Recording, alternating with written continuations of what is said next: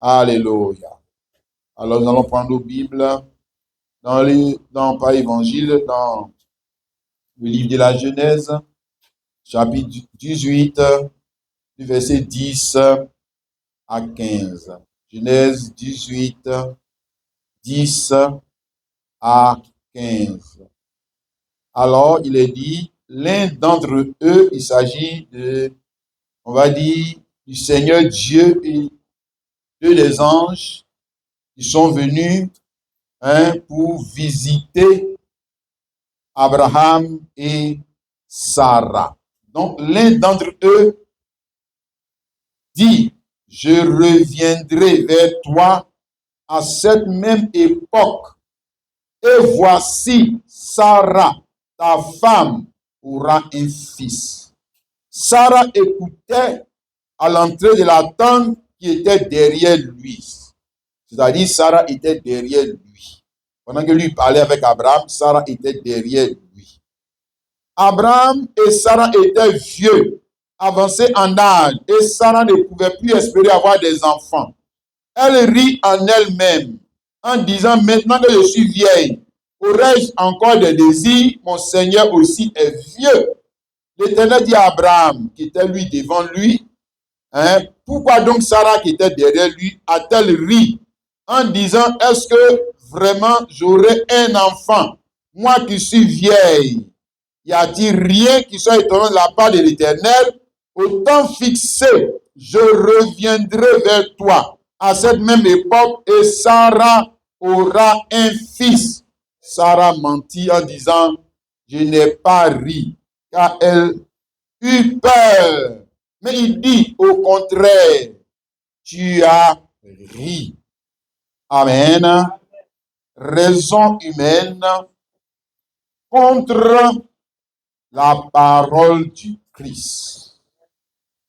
Qui a triomphé de vous? Raison humaine contre la parole du Christ.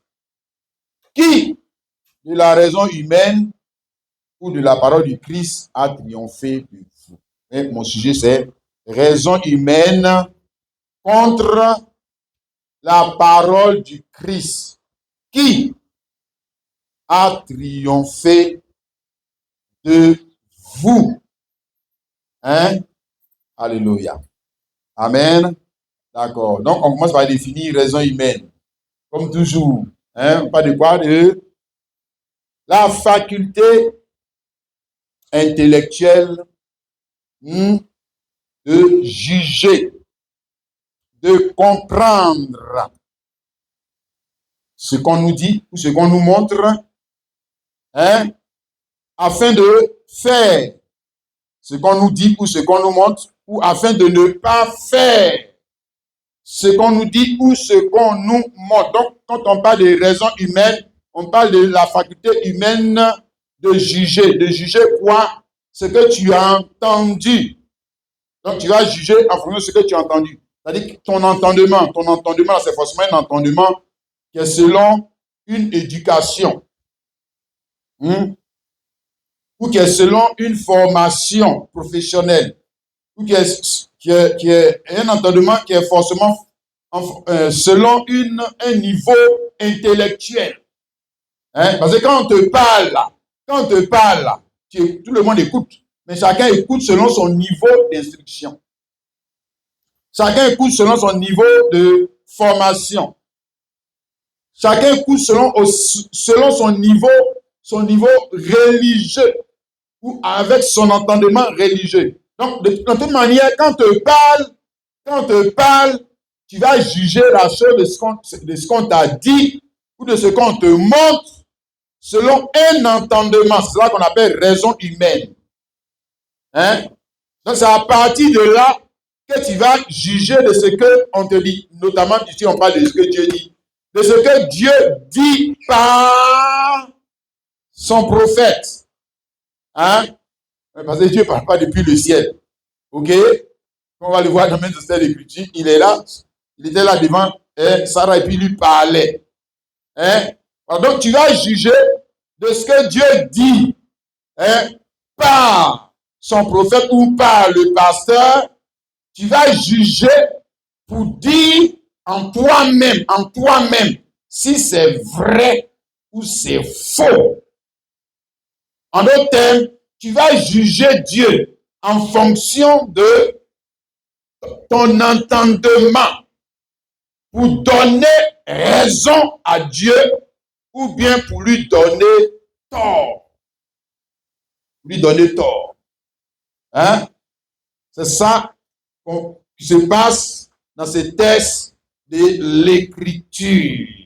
Et comme on va le voir, en général, quand Dieu parle par son prophète, hein, ou va dire par son porte-parole, ou par l'image qu'il a adoptée dans le jour, quand Dieu parle à l'homme en général, 10 fois sur 10, hein, l'homme va traiter Dieu de menteur. Dieu est un menteur, gros menteur. L'homme ne donne pas raison à Dieu. Je veux dire, la raison humaine, hein, la raison humaine qui pèse les choses selon l'entendement religieux, entendement traditionnel, entendement professionnel, entendement selon l'entendement humain en général. 10 fois sur 10, l'homme va traiter Dieu de menteur. 10 fois sur 10, l'homme va donner raison à la raison humaine. Parce que quand tu juges là, tu vas dire, tu vois, tu te dis que c'est toi qui as raison. C'est pas ça. C'est moi qui ai raison. Parce que moi, je suis trop intelligent. Mais regarde, lui, là, il me prend pour bête, quoi. Il me prend pour bête. Hein? Voilà. Donc, 10 fois sur 10, le gars qui écoute Dieu avec une oreille intellectuelle, une oreille de catholique, une oreille de protestant, forcé tu écoutes Dieu par rapport à l'oreille de l'église ou la religion à laquelle tu appartiens. Il ne faut pas avoir se mentir. Il dit non, j'ai la foi. Ce n'est pas vrai. Foi là, ce qu'on appelle, toi tu appelles foi là. Tu écoutes ça selon l'oreille des protestants. Tu écoutes ça selon l'oreille des branamis. Tu écoutes ça selon l'oreille des musulmans. Si, ils ont une oreille. Puisqu'ils ont reçu une formation religieuse. Non, c'est en fonction de cette formation religieuse. Lui scanne maintenant ce que Dieu dit. C'est comme ça. C'est selon ton éducation que tu vas scanner. Quand on te parle, c'est selon ton éducation que tu comprends ce qu'on te dit. Selon ton niveau d'instruction, si tu vas comprendre ce qu'on te dit. Mais si ton niveau d'instruction aussi est très bas et qu'on t'a parlé, par exemple, tu es au CP1, CP2, et puis maintenant on te parle des maths de l'université, selon ton niveau d'instruction, tu vas dire que le gars il ment. Et c'est un menteur. Voilà. Donc tu écoutes avec. Voilà. Donc, en général, qu'est-ce que l'homme va dire? Qu'est-ce que l'homme va faire? L'homme ne donne jamais raison à Dieu. Non. L'homme donne raison à la raison humaine pour ne pas dire au diable. Diable. Au diable. Si. C'est à lui qui donne raison. Et puis il dit, Dieu, toi, tu as tort. Parce que quand j'ai analysé la chose selon la raison humaine, Dieu, toi, tu as tort. Diable, c'est toi qui as raison. C'est toi qui dis la vérité. Et c'est ce qui s'est passé ici dans ce texte de l'Écriture. Il est question de Sarah qui, après avoir entendu, verset 10, l'un d'entre eux dit, je reviendrai vers toi à cette même époque. Il parle avec Abraham. Et voici Sarah, ta femme qui était derrière lui, aura un fils. Sarah écoutait à l'entrée de la tente qui était derrière lui. Abraham et Sarah étaient vieux, avancés en âge. Et Sarah ne pouvait plus espérer avoir d'enfant. Alors elle rit en elle-même. Après avoir entendu cette parole, elle rit en elle-même. Hein? Disant, maintenant que je suis vieille, aurais-je encore des désirs? Mon Seigneur aussi, c'est-à-dire Abraham aussi est vieux. Et toi, tu dis, tu ne m'as pas dit maintenant, mais on va avoir l'enfant. Hein? Attendez encore 365 jours, c'est l'année prochaine. l'année prochaine, à cette même heure, toi, tu vas accoucher. N'est-ce pas? On dit, elle rit en elle-même parce que, selon son entendement, qui était quoi? Religieux. Entendement corrompu. Par quoi? Le péché. Entendement corrompu. Par son éducation. Entendement corrompu. Parce qu'on l'a enseigné, non? Avant que lui vienne lui parler, là, elle avait une éducation. Hein? Elle avait une formation. Avant que lui vienne lui parler, elle avait une conception de la vie. Qui lui a enseigné cette conception de la vie? La conception qu'une femme ne peut pas avoir des enfants quand elle a atteint la ménopause, là. Parce que si elle a atteint la ménopause, qui lui a enseigné ça? Est-ce que c'est Dieu qui lui a enseigné ça? Non, on va dire quoi? C'est sa tradition qui lui a enseigné ça. Donc, après avoir entendu la parole de Dieu provenant de la bouche de qui? Qui est le prophète ici? Qui prophétise ici? C'est Dieu. Là, ça devient dangereux. Un vrai. Ici, le prophète, c'est qui? Le seul prophète. Le seul prophète qui dit la vérité. Le voici. C'est le seul. Hein? Et je te dis que quand tu vois quelqu'un en train de prêcher une vérité qui est contraire à la tradition humaine, il faut dire que voilà, je viens de voir le prophète là. Voilà, il faut dire ça. Il faut dire, hey, je viens de voir le prophète là. Le prophète qui avait parlé à Sarah là, je viens de le voir. C'est lui seul. Il te dit, hein, Jean 14, 6, il dit quoi? Je suis le chemin, la vérité. Hein? Jean 14, 17, l'esprit de vérité que le monde ne peut. Tu vois maintenant, non? Que le monde ne peut. Mais est-ce qu'il parlait à qui? Il parlait à qui? Il dit monde. Mais la personne à qui il parlait, qui n'a pas réussi là. C'est ça qu'il appelle monde. Maintenant, tu vois. Et nous, on a déplacé la parole pour dire que non, il parle aux gens qui sont dans Maki. Non, il parle aux gens de Didier Arafat. Il parle des gens qui t'a dit, est-ce qu'il parlait, est-ce que comme Sarah est adepte de Didier Arafat? Hein? Non, elle est dans l'église. Elle a quitté son père, sa mère, comme dans Genèse 12, il a dit, Abraham, quitte ton père, ta mère, quitte ta patrie, quitte. Elle avait quitté. Donc c'était déjà église. Elle était sortie hors d'eux. Maintenant, elle regarde, Dieu lui parle. Et bien, elle dit. En d'autres termes, elle se moque de Dieu. Hein? Elle se moque de la parole de Dieu, le Dieu propre. C'est même pas quoi beaucoup d'années qu'il a prêché. Dieu est devant elle, face à face, bec comme ça, et puis il lui parle, et puis elle dit. Toi, tu dis que non, si tu vois Dieu, tu vas croire. Tu es sûr? Tu es sûr? Tu es sûr que tu vas croire? C'est faux. Tu ne vas pas croire. Si tu ne crois pas maintenant, un pasteur ou un prophète qui te prêche, je dis, si tu vois Dieu, tu ne vas pas croire. Tu ne vas pas croire, ce n'est pas vrai. C'est pas vrai. Regarde. Ici, il y avait un blocage. Frère. Il y avait un blocage pas en Dieu. Le blocage n'est pas en Dieu. Le blocage était dans la femme qui avait la promesse. Dieu est venu pour lui donner la parole pour accomplir la promesse. Ça bloque. Tu as vu ça, non? Ce n'est pas une païenne, ce n'est pas une athée. C'est une croyante. Elle prie. Elle prie Dieu. Ça fait environ 24 ans qu'elle marche avec Dieu. Elle et son mari, ils prient. Ils gênent. Ils avaient déjà payé 10. Voilà. Parce que quand nous, on croit que c'est ça qu'il faut faire, pour dire qu'on est en train de servir Dieu là, il faut regarder pour eux là. Il faut regarder pour eux là. C'est pour ça que je dis, si c'est les médias pendant que les gens prêchent aujourd'hui, on voit sur les réseaux sociaux, il raconte sa vie. Il y a des personnes, mais quand tu les écoutes, il raconte sa vie. C'est pas un pasteur. C'est pas un pasteur. Tu n'as pas de berger. Lui là, si c'est ton pasteur là, tu n'as pas de berger. Il est en train de raconter sa vie. Les faits divers qui sont dans le monde, là, lui va venir prendre sa place, se mettre à la chair pour prêcher. Lui là, c'est pas un pasteur. Il faut me rester à la maison. Hein? Parce que le salut là est beaucoup plus mystérieux que ce que les gens essaient de nous faire croire. Le salut est beaucoup plus mystérieux. Hein? Frère, le problème que l'église, on va dire, Sarah avait, c'est le même problème que dans tous les âges. Si vous remontez avec quoi là? Ève, jusqu'à la femme spirituelle, le même problème est toujours là. C'est lequel? L'entendement. Notre entendement qui a été corrompu par quoi? Mais la religion a corrompu notre entendement. Oui, l'éducation de nos parents a corrompu notre entendement.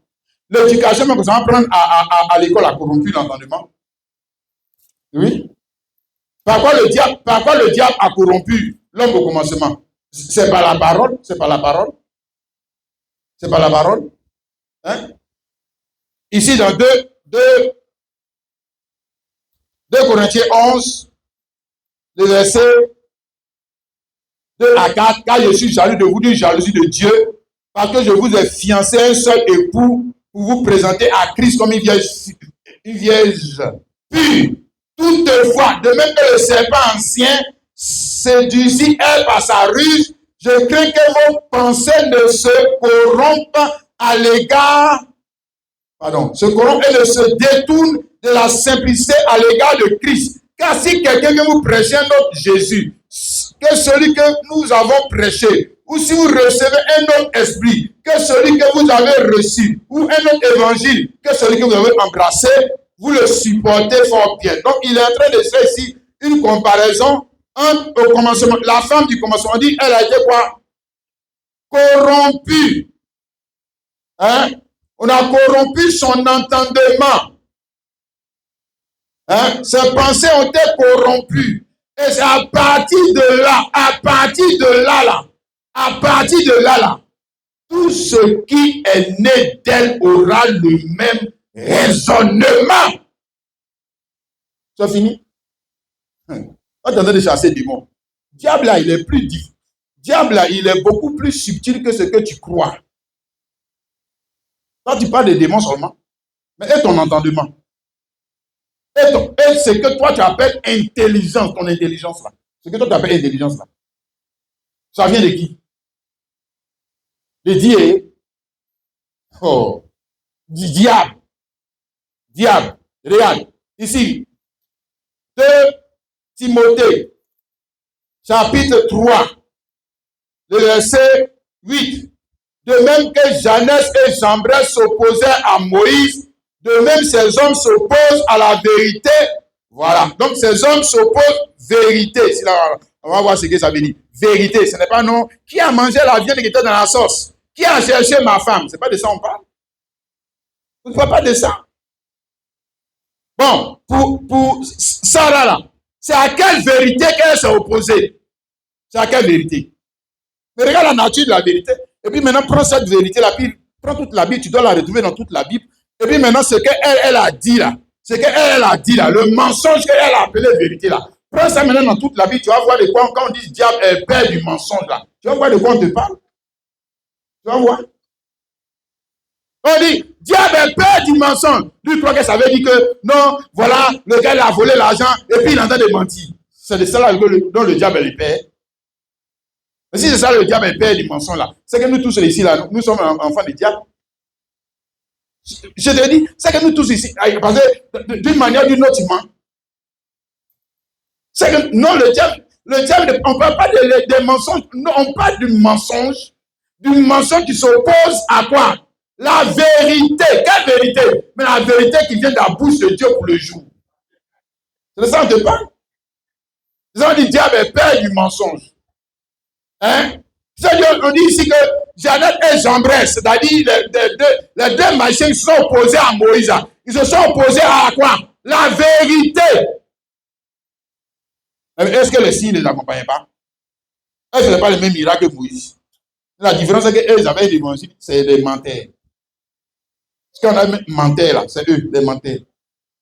Leur évangile était basé sur la philosophie et la raison humaine. Et tout ce qui est raison humaine, c'est le démon qui te parle.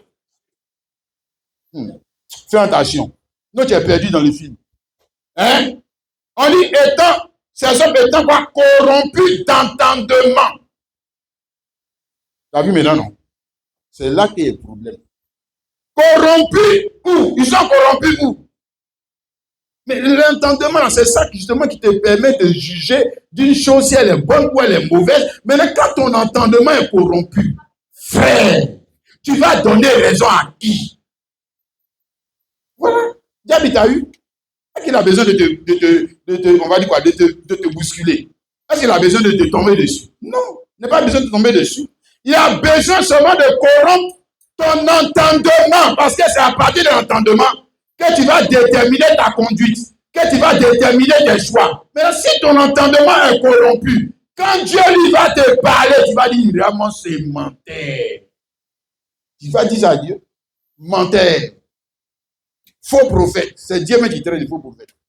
C'est Dieu. Et puis quand le diable te parle, il dit, c'est celui-là qui est bon, pour lui il est bon. Parce que ça va dans ton entendement quoi, religieux, ton entendement professionnel, ton entendement de baoulé, de gourou, de burkinabé. Ça va dans le sens de ton entendement. Tu dis, voilà, c'est ça qui est bon. Fais bien attention. Ici, Jacques, chapitre 3, le verset qu'on définit. Hein? Pourquoi elle n'a pas pu accueillir la parole. T'explique. Toute la Bible t'explique. Ce n'est pas quelque chose de nouveau. C'est pour ça qu'on peut revenir dans le Nouveau Testament pour t'expliquer ça. C'est-à-dire ça continue, ça continue, ça continue. Toujours. Ce n'est pas fini. Donc c'est elle seulement qui a ri. Nous, on ne rit pas de Dieu. Vous-même, vous riez même plus même que de Dieu que elle. Vous riez. Vous moquez même de Dieu. Voilà. Et puis le diable dit, voilà. C'est lui qui est amour. Sinon Dieu, lui, n'est pas amour. Hein? Dit, cette sagesse n'est point celle qui vient d'en haut. Donc, la sagesse avec laquelle Sarah a analysé, hein, jugé de ce qu'on lui a dit, vient de qui? Vient de qui? On t'explique. Elle est quoi? Terrestre, diabolique, pardon, charnel, diabolique. Diable, ça veut dire opposé, adversaire. C'est une sagesse qui va toujours s'opposer à qui? Dieu. Dieu. Voilà. Et regarde, quand tu analyses ce qui s'est passé, en Dieu, ici, le prophète c'est Dieu, le Dieu prophète. Et on va le revoir dans tous les actes, c'est toujours le même. Mais seulement il peut changer d'aspect. Il peut être dans Kwaku Daniel maintenant. Puisqu'il est devenu esprit de vérité, il peut être dans toi. Puisqu'il est devenu maintenant esprit de vérité. Tu comprends, non? Voilà. Et avant, il était le prophète de vérité, l'homme physique. Et puis maintenant, Jean 14, 17, il devient esprit de vérité. Ça veut dire esprit de vérité. Ça veut dire qu'on parle maintenant de sa personne spirituelle. Donc, si on parle de sa personne spirituelle, cette personne spirituelle, tu dois l'avoir dans un corps physique. Mais ce corps physique, on ne va pas l'appeler Jésus-Christ. On ne va pas l'appeler Jésus-Christ. Voilà. Maintenant, quand tu vas dire que moi, c'est Jésus, c'est Jésus. Tu es perdu dans le film. Tu es perdu. Hein? Regarde. Frère, ce qui est arrivé ici, la parole parlée par le véritable prophète, l'année prochaine, tu auras un fils. Qui a prophétisé? Dieu. Hein? Mais comme je l'ai dit, il y avait un problème. Dieu me connaît. Il sait qu'il y a un problème. C'est pas, il veut te révéler ton problème. Et puis mon problème. C'est pour ça qu'il a fait ça. Il a fait ça exprès. Il veut te révéler. Oui, il te révèle le vrai problème de l'homme. Le vrai problème de l'homme, c'est pas il ne prie pas trop. C'est pas il ne donne pas trop de dîmes. Les gens ont tout le temps de nous mentir dans les églises. C'est pas vrai. Il regarde son problème. Ce n'est pas elle n'a pas donné dîme. Quand il est venu, pourquoi tu n'as pas donné ta dîme? Aïe. Est-ce que c'est ça le problème? Quand il est venu, tu n'as pas trop jeûné. C'est à cause de ça. Quand il est venu, tu n'avais pas trop prié. Tu devais aller dans les camps de prière pour chasser tous les démons. Chasser tous les démons comment? C'est pas, le problème n'est pas là-bas. Le problème, c'est sa nature. La nature de Sarah était une nature corrompue qui va toujours s'opposer à ce que Dieu lui appelle vérité. C'est ça le problème. Et ça, c'est pas seulement elle, son problème, c'est nous. Toi-même, tu es dedans, moi, ici, dedans, nous tous sommes dedans. Je te dis, c'est le vrai problème de l'homme. Le vrai problème de l'homme, il est beaucoup plus grave. Qu'est-ce que la religion veut nous faire croire? C'est pas vrai. Tentez de nous mentir. C'est faux. Le vrai problème de l'homme, c'est son entendement. Son entendement a été quoi? Corrompu.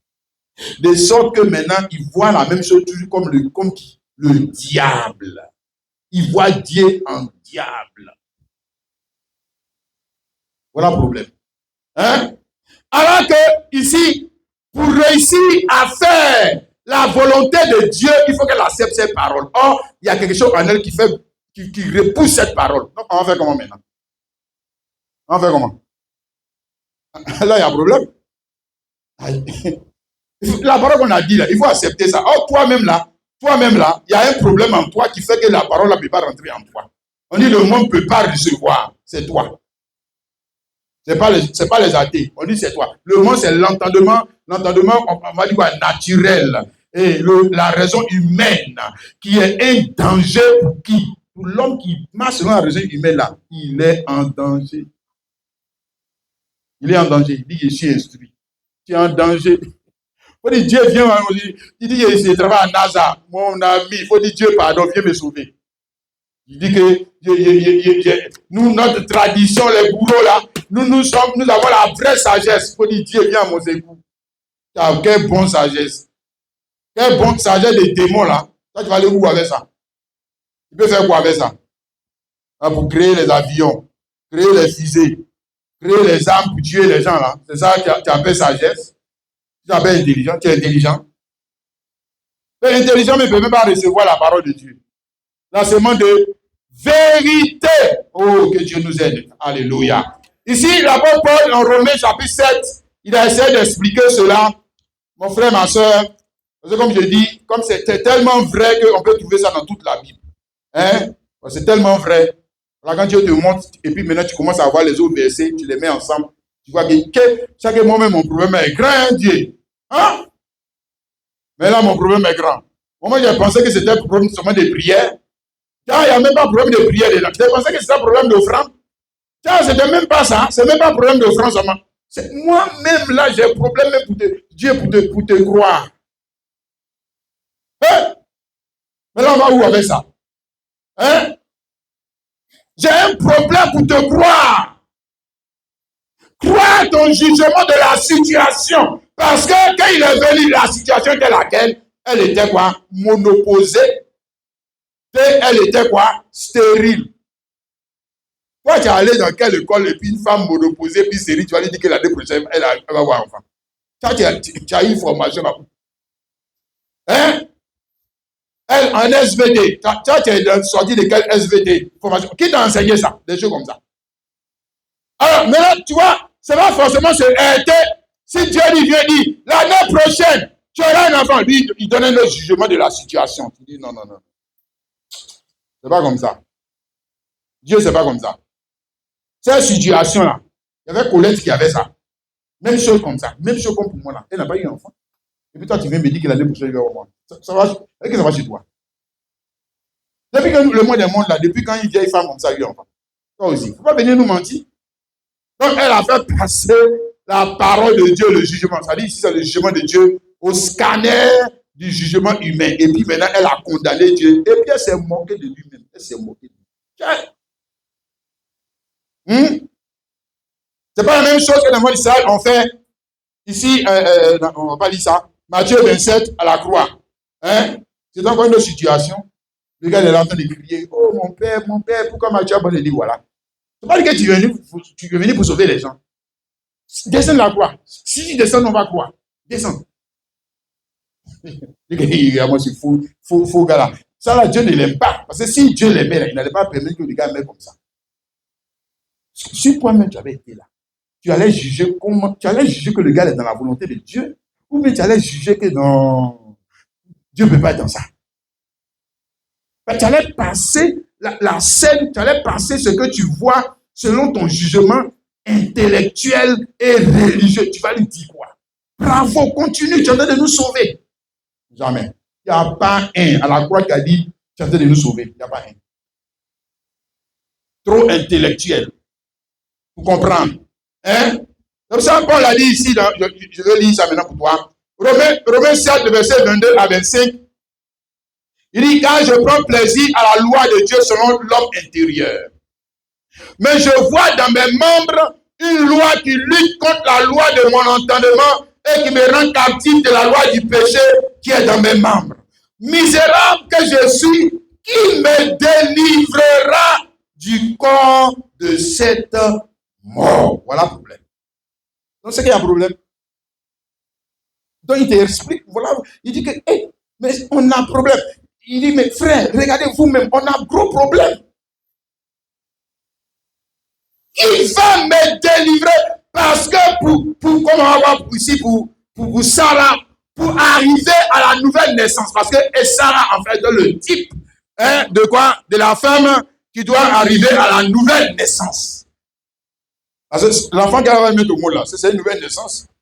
Depuis quand une vieille femme monoposée a eu un enfant. Donc c'est nouveau. Ça veut dire nouvelle naissance. Dans le titre déjà, nouvelle naissance. C'est pas ça? Comment elle va faire partie là-bas? Hein? C'est ça. Parce qu'il y a un problème. Ici, Genèse 18, 10 à 15, on a vu qu'il y avait un problème. Quand Dieu a prêché, il a fini de prêcher comme ce matin, je viens de te prêcher, il a prêché la vraie parole. Et puis elle a commencé à rire. Oh, il n'a qu'à quitter là-bas, ouais. C'est quel Dieu qui parle des choses comme ça. Ça, là, c'est pas un pasteur. Ça, là, c'est pour ça qu'on dit qu'on n'a qu'à aller former les gens en théologie, là. Tu as vu? C'est pour ça qu'on dit qu'on n'a qu'à former les gens en théologie, là. Ils n'ont pas la connaissance théologique. C'est ça. Lui, il n'a pas connaissance théologique.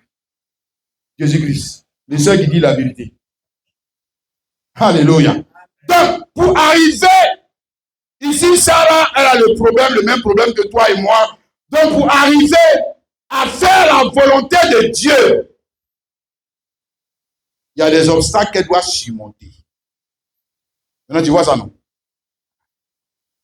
C'est la même chose que pour toi et moi. Pour arriver à faire la volonté de Dieu, il y a des obstacles que tu dois surmonter. Ce n'est pas, je ne sais pas prier, je dois savoir prier. Ce n'est pas là-bas. Ce n'est pas là-bas, là-bas. Ce n'est pas là-bas, là-bas. Hein? Premier obstacle qu'elle doit surmonter, mais elle est stérile. Et puis qui l'a rendu stérile? C'est le gars même qui dit que tu vas avoir un enfant l'année prochaine. C'est lui-même qui l'a rendu encore stérile. Ah! Elle doit surmonter l'obstacle de la monopause. C'est-à-dire qu'elle est une vieille femme. Toi qui est le plus dangereux et le plus difficile, elle doit surmonter l'obstacle de son entendement religieux qui donne toujours tort à Dieu. Elle doit surmonter ça. Hein? Pour qu'elle arrive à mettre sa foi ici là, pour qu'elle arrive à croire ses paroles et non pas son raisonnement, il faut qu'elle surmonte son raisonnement. Ouais, c'est un blocage. Hein? Ça fait opposition à ce que Dieu veut faire dans sa vie. Il faut qu'elle arrive à surmonter ça. Hein? Pour mettre sa foi dans la parole. Alléluia. C'est pareil pour toi et moi. Si nous voulons arriver à faire la volonté de Dieu, il y a des choses qu'on doit surmonter. Ça, c'est sûr, frère. Ah. Et ce n'est pas des moindres. C'est pas des moindres. Regarde, ce n'est pas ce qui est dans l'autre que tu dois surmonter. Voilà. Il faut laisser ta femme, il faut laisser ton enfant. C'est ma femme, ce sont mes enfants, c'est les autres. Non, non, cette fois-ci là, c'est toi-même qui est le problème. Il faut laisser les autres. C'est toi-même le problème. Il faut laisser. C'est mon mari, il est difficile. C'est les gens, ils sont difficiles. Toi-même, tu es facile. Toi-même, ta nature, c'est facile de te supporter. C'est facile pour Dieu de te supporter. Hein?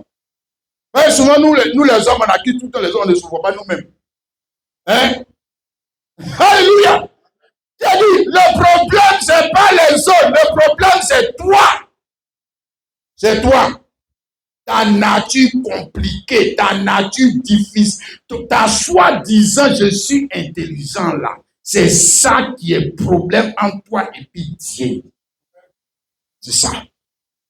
C'est ça. Ta soi-disant sagesse, ta soi-disant volonté, ta soi-disant, on va dire quoi, bonne perception des choses. C'est ça. Oh, c'est ça qui est le problème. Hey. Alléluia.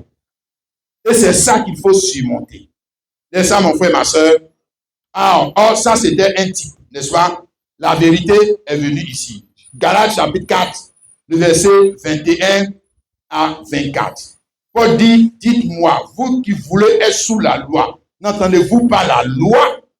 Donc, encore ici, les questions d'entendement. Entendre la vérité relative. Maintenant, à quoi? Mais à ce qui s'est passé. En fait, ce qui s'est passé avec là-bas était une ombre, était une prophétie qui devait se passer, qui devait maintenant revenir dans la réalité dans chaque âge de l'Église. Ça veut dire que vous qui lisez la loi, ici, Paul est en train de leur faire entendre quoi? La vérité. Mais est-ce que Paul peut dire la vérité? Mais regarde, c'est le même prophète qui a parlé dans le voici ici. Maintenant, il a apporté le masque d'un homme qu'on appelle l'apôtre Paul. Est-ce que Paul était là quand les événements se passaient? Et puis lui va venir nous dire la vérité. Et puis maintenant, il vient dire, vous qui voulez être sous la loi, n'entendez-vous pas la loi? Mais la loi là, on entend la loi par qui? Mais lui, Paul, c'est lui, Paul. Maintenant, il va dire, non, nous, on ne veut pas de Paul. Nous, on veut de Dieu. Tu ne pas de quel Dieu?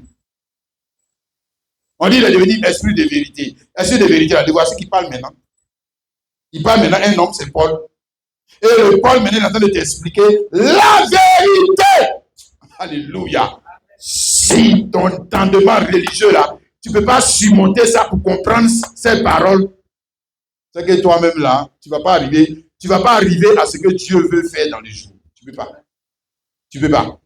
Regarde, il dit, car il est écrit qu'Abraham a 2 fils, un de la femme esclave, un de la femme libre. Mais celui de l'esclave naquit sur la chair, celui de la femme libre naquit en vertu de la promesse. Ces choses sont allégoriques, car ces 2 femmes, ce sont les 2 alliances. L'une du mont Sinaï, enfantant pour la servitude, c'est Agar, et l'autre, c'est qui? Le verset 26, mais la Jérusalem d'en haut, elle est libre, c'est notre mère. Donc la Jérusalem d'en haut, elle est libre, ça dit que nous ne nous appartenons pas à la Jérusalem d'en bas. C'est ce qu'il est en train de dire. Nous nous appartenons à la Jérusalem d'en haut. Et comment pouvons-nous appartenir à la Jérusalem d'en haut? Nous devons naître de la même manière que Isaac est né. Parle-moi de quoi? La foi. Dans quoi? La vérité que ta tête ne va pas vouloir accepter. Voilà. On revient, c'est pour ça qu'il dit que n'entendez-vous pas la loi. On revient encore à la même situation. C'est ce qu'il est en train de te dire. Et on revient à la même situation dans tous les âges. Ok? Jean chapitre 1, le verset 17, l'apôtre Jean a essayé de nous expliquer ça en une phrase. Hein? Et quand nous comprenons la phrase, on comprend, ah ouais, on comprend. La vérité, ouais, on comprend. Et la loi a été donnée par Moïse. C'est de ça que Paul parlait, donc la Torah. C'est Moïse, c'est pas Moïse qui a écrit que voilà, Abraham, il a couché avec Agar, et puis après il a couché avec Sarah, et puis après maintenant Sarah a été écrite. C'est Moïse qui a écrit. Hein? Donc ça, c'est venu avec Moïse. Alléluia. Mais la grâce est la vérité relative à quoi? Mais à ce qu'on t'avait dit là, dans la loi là, est venu avec qui? Jésus-Christ. C'est pas fini. Et puis avec qui? Encore. Son église. Bon, mais ce n'est pas encore bien précis. Et avec qui? Et avec quoi? Les 7 ans des 7 âges de l'église. C'est maintenant que tu viens de dire la vérité. C'est avec eux que la vérité est venue. Ah. Amen. Regarde, mon frère. Alléluia. D'accord, on va le voir ici. On va faire un parallèle entre, on va dire quoi, Sarah et puis nous. Parce que Sarah, parce que Paul essaie d'expliquer, Sarah Sarah, c'est la femme élue. Élue pour avoir la sémence, parole parlée de Dieu, pour produire l'enfant qui glorifie Dieu, ou pour produire le culte qui glorifie Dieu, ou pour glorifier l'offrande qui glorifie Dieu. Tu as compris, non? Bien. Maintenant, elle est le type de qui? Des chrétiens de l'église de Christ. Amen. Parce que c'est l'église de Christ qui a été élue pour recevoir quoi? La vérité, la chose véritable. La vraie sémence. Hein? C'est quand on va dans le naturel, on voit que Sarah, c'est vrai, elle a après accepté la parole, mais c'est Abraham qui l'a enseigné. Tu es d'accord avec ça, non? C'est Abraham qui l'a enseigné, c'est pas Dieu. C'est pas Dieu qui l'a enseigné. C'est Abraham qui l'a enseigné. Hein? Mais on te montrait par là que ça n'a pas été possible sans qu'elle mette sa foi dans la parole. N'est-ce pas? Dis Amen. Mais pour nous là, nous on ne veut pas de sémences religieuses. Non, nous on ne veut pas de sémences humaines. Pour nous là, nous on veut la vraie sémence. Ouais. C'est là que ça devient vérité. Hein, parce que pour eux, là, en réalité, c'était quoi? Hein? C'était quoi? Une ombre. C'était pas encore la vérité. Maintenant, pour nous, là, ça devient quoi? Vérité. Et puis quoi? Grâce. Donc, la vraie grâce. La vraie grâce. Donc, pour ça, là, ça a été une grâce. Parce qu'en temps normal, regarde, quand elle a fini de rire, là, elle devait mourir. Oui, quand elle a fini de rire, là, en même temps, Dieu devait finir avec elle. Tu dirais Dieu des menteurs. Hein? Il va te faire quoi? Les menteurs ne vont pas au ciel. Donc, c'est toi qui en as démenti. Donc, toi, tu meurs.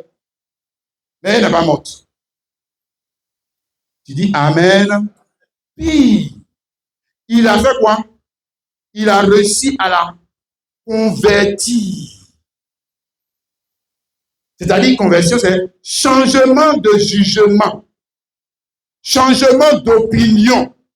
Il a réussi à changer son opinion de la parole dont elle a auparavant ri.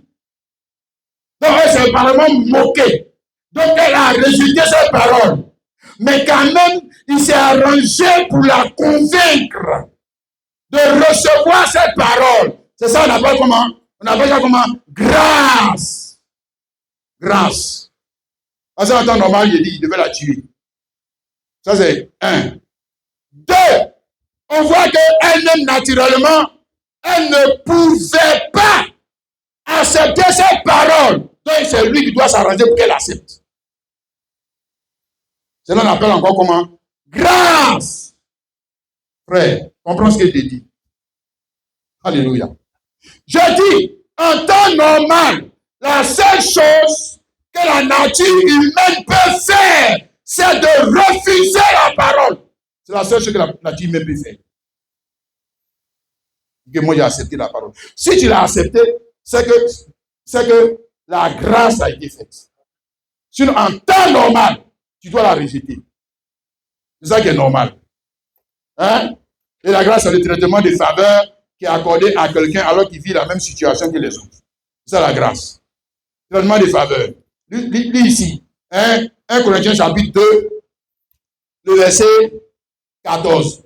Mais l'homme animal ne reçoit pas les choses de l'Esprit de Dieu. Elles sont une folie pour lui. Il ne peut les connaître. Parce que c'est spirituellement qu'on a. Alors que lui, il n'est pas spirituel. Donc, il va faire quoi? Il va avoir quel jugement? Réfléchis maintenant. L'homme animal, c'est-à-dire l'homme qui est né des papas et des mamans comme les mammifères, les animaux là. En temps normal, il ne doit pas recevoir ce qui vient de Dieu. C'est pas possible. Il ne veut pas. C'est pas possible. Hein? Tu dis c'est pas vrai, mais pourquoi il n'a pas reçu? Pourquoi il n'a pas reçu? Quand il lui a prêché, pourquoi il n'a pas accepté? Est-ce que Dieu n'était pas en face d'elle? Si. C'est pas un songe? Non. Dieu est en face d'elle. Et puis il lui parlait, il lui a prêché la parole. Tu as compris? Pourquoi il n'a pas accepté? Parce que l'homme animal, en temps normal, la seule chose qu'il peut faire, c'est de dire Dieu, tu mens. C'est la seule chose qu'il peut faire. Parce que la parole de Dieu, selon son jugement, c'est quoi? De la folie. C'est de la folie. C'est absurde. Selon son éducation, selon sa formation, selon sa théologie religieuse, vous êtes bêtes, vous qui croyez des choses comme ça. Ça ne va pas chez vous. Comment pouvez-vous dire que Jésus, c'est lui-même qui est Dieu, c'est lui encore qui est le Fils de Dieu, alors que nous, on vous dit que lui-même Jésus, il dit qu'il est un envoyé. Lui-même Jésus, il dit que Jésus est un prophète. Lui-même Jésus, il dit que Jésus est un serviteur. Donc lui, quand il est à ce niveau de compréhension charnelle des mots que Dieu utilise, il a gros problème. Il ramène ça dans son entendement de instruction. Parce qu'on dit, frère, quand on dit serviteur, lui, quand il ramène ça dans son entendement d'homme intellectuel, mais serviteur, quand même, vous aussi. On voulait dire qu'il est serviteur et puis c'est Dieu lui-même. Hein? Mais maintenant, quand Dieu a eu fait grâce, pour comprendre le mot serviteur en relation avec Jésus, le mot prophète en relation avec Jésus, le mot fils en relation avec Jésus, il va comprendre que, ah, d'accord, voilà, monsieur le président de la République, Alassane Dramane Ouattara est un serviteur. Mais est-ce qu'il est un serviteur du même rang que ses ministres? Alors il commence à comprendre. Ah, donc serviteur, là, il y a serviteur, puis il y a serviteur. Voilà, il commence à comprendre. Ah, serviteur! Maintenant que c'est en relation avec Dieu, ah oui, mais c'est Dieu qui est le serviteur, c'est normal. C'est lui qui nous a rendu le premier service. Si toi, Dieu ne te rend pas service, tu peux respirer. Pourquoi quand tu es malade, tu pries? Quand tu pries, c'est pourquoi? Tu pries, c'est pourquoi? Tu vas me demander qu'il te rende service. Tu pries pourquoi? Musulman, incrédule, païen. Toi, tu pries pourquoi? Tu dis qu'il n'est pas serviteur, mais tu le pries pourquoi? Il n'a qu'à faire quoi? Ah. Maintenant, tu commences à comprendre. Ah, d'accord. Serviteur, en relation avec prophète. Parce qu'en réalité, qui prophétise? C'est Dieu. Qui a dit au commencement que la lumière soit? C'était quoi? C'était une prophétie. Faisons l'homme à notre image. C'était quoi? C'est le premier à prophétiser. Toi, tu peux prophétiser si Dieu n'est pas prophète. Le prophète, c'est lui. Le pasteur, c'est lui. Le serviteur, c'est lui. L'homme, c'est lui. Oh. Frère. Mais quand il devient l'esprit de vérité, là encore, la même phase commence. Et il commence à digiter. Ils ne reconnaissent pas le langage du gars. Regarde son langage, regarde son raisonnement. Lui, il est constant. Regarde son langage. Il ne parle pas comme toi. Il ne peut pas parler comme toi. Lui, il est Dieu. Il ne peut pas parler comme toi. Aïe. Mais lui, il est vérité. Là où toi, ta connaissance s'arrête là, il va te montrer qu'il y a une autre connaissance au-dessus de la monopole. Il va te montrer qu'il y a une autre connaissance au-dessus de la sérénité. Il va te montrer qu'il y a une autre connaissance au-dessus de la mort. Il va te montrer qu'il y a une autre connaissance au-dessus de l'échec. Il va te montrer que mon petit, où tu t'es arrêté là, ça, c'est bien. Ça, c'est CPN. Alléluia. Est-ce que tu vois ça, mon frère, ma soeur? Amen. Ici, Luc chapitre 1, le verset 28. Regarde la grâce qui a été faite.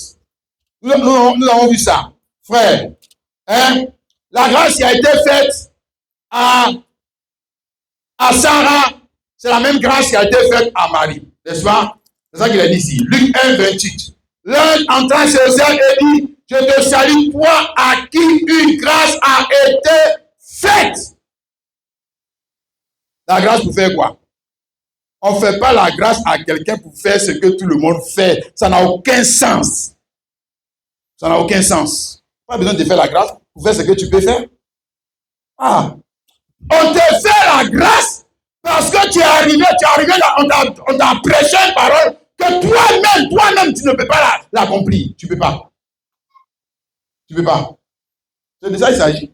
Bon, il vient lui prêcher cette parole. L'année prochaine, tu auras un fils alors qu'elle est stérile, monoposée. Puis, elle a un entendement religieux qui refuse la parole. Donc, maintenant, la parole s'accomplit comment? Comment? C'est que la grâce doit venir maintenant. C'est que la grâce doit venir. Oh, alléluia. Et puis, frère, quand tu prends Genèse 20, Abraham et Sarah arrivent chez les Philistins. Abraham mentait. Il dit que la femme là, c'est sa sœur. Le roi Abimelech prend la femme. Alors qu'il y a une parole prophétique qui était sur sa femme. L'année prochaine, Sarah aura un fils. Le gars a pris la femme. Ça veut dire que la parole de Dieu ne va pas s'accomplir. Et qu'est-ce qui s'est passé? Dieu a dit à Abraham, va gêner. Va gêner. Sinon ma parole ne va pas s'accomplir. Dieu a dit à Abraham, le menteur pasteur. Il n'a pas dit à Abraham, va gêner. Va prier, sinon la parole va s'accomplir. C'est en priant gênant que la parole s'accomplit. Il faut lire là-bas ce que Dieu a fait. Dieu s'est interposé. Menteur, nous mentis dans les églises. On t'a dit que Dieu consulte-toi pour accomplir sa parole. C'est ce que tu crois? Qui t'a menti comme ça? Oh, frère, s'il comptait sur quoi pour dernier que sa parole s'accomplisse, c'est que Dieu met les morts dans les films. Frère, je te dis, il est mort dans les films. Oh, arrêtez de mentir. Hé, toi-même qui es là, regarde frère, toi-même qui es là, tu dis à quelqu'un, l'année prochaine, je vais t'envoyer en France. Je te dis, c'est qu'il faut maîtriser les événements. Moi, je te dis, il faut mettre, voyez, à 365 jours, avant que ça arrive, c'est que tu le mets dans les événements. Sinon, ta parole va tomber à l'eau. Menteur, toi, comme tu peux prévoir quelque chose dans le temps. Oh.